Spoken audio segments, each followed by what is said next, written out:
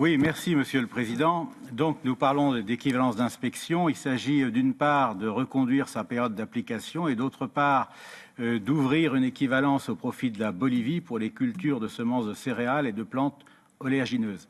Alors vu les circonstances, effectivement, les céréales, c'est plutôt intéressant, il faut en convenir.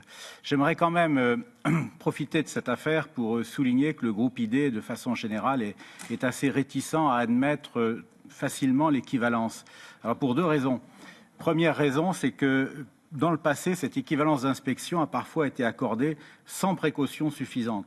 Je rappellerai quand même l'exemple de ce qui s'est passé avec le colza argentin, dont on a découvert en 2019 qu'il était contaminé par des OGM.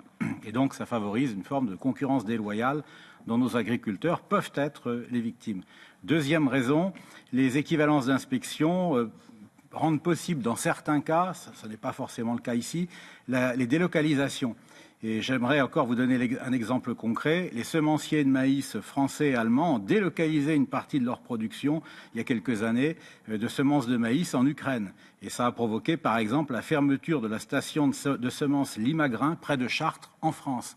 Donc, il faut quand même avoir conscience de ces difficultés que posent les équivalences d'inspection. Et je tenais à les rappeler, même si nous sommes dans des circonstances là exceptionnelles qui rendent les critères habituels de jugement peut-être dépassés.